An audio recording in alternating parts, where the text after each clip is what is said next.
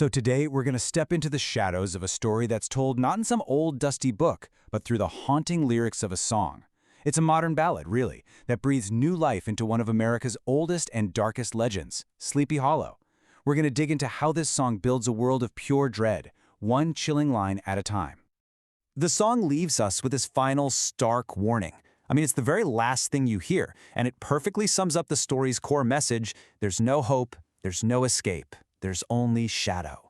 This is the promise of Sleepy Hollow, and now we're going to see exactly how the lyrics make that promise feel terrifyingly real.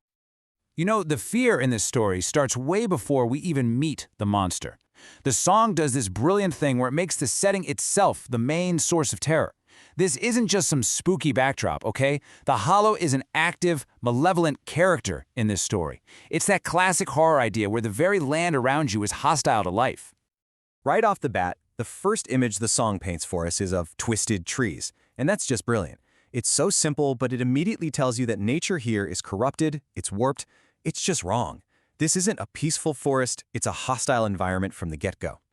Then, the song just deepens that feeling with a simple phrase: shadows don't just exist here, they freeze. This is so important because it gives the darkness a sense of purpose, a kind of deliberate, chilling stillness.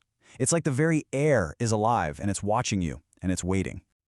And then, just in case you weren't getting the hint, the lyrics make it totally explicit. This is a cursed land. This confirms we're not just in a spooky place. No, the song establishes that the evil here is fundamental. It's literally woven into the soil of the hollow itself.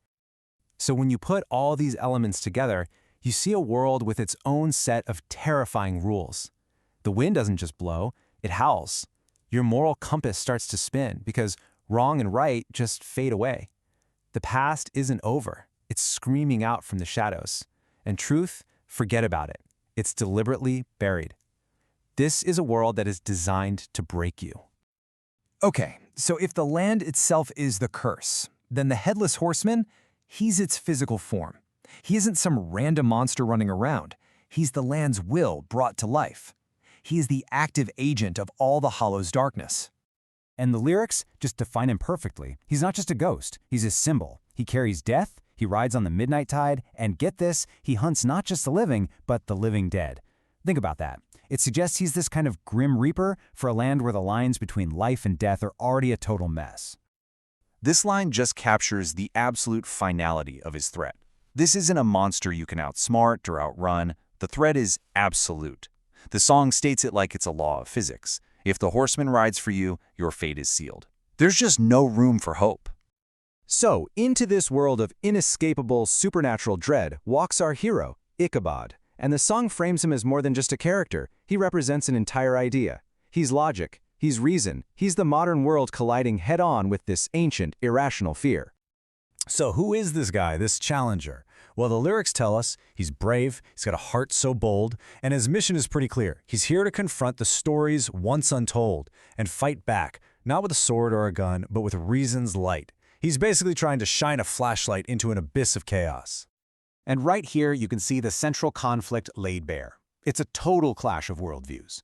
On one side, you've got Ichabod's world, light, reason, facing the facts, and on the other, you have everything the Hollow stands for: endless night, superstition, shadows, and truths that are meant to stay buried.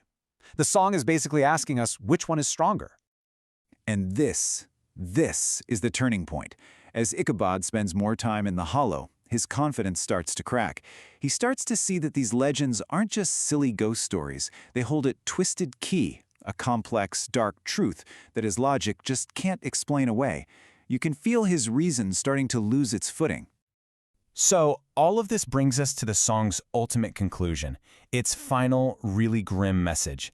After setting up this epic battle between reason and superstition, the song delivers a decisive and very dark verdict. This line is just devastating to everything Ichabod is trying to do. It tells us that good intentions, bravery, even a heart of justice are completely and utterly meaningless here. The curse isn't something you can defeat by being a good person. If you're on its path, you're already lost. And there it is. That's the thesis. This is the core truth of the entire song, and it's hammered home in every chorus. It's not a warning just for a specific hero. It's a universal law of this land. The curse isn't just waiting for Ichabod. The song says it waits for everyone. It's basically arguing that this kind of ancient fear is inescapable once you step into the darkness. So in the end, the song leaves us with this one haunting question to chew on. Is the Headless Horseman a literal physical threat?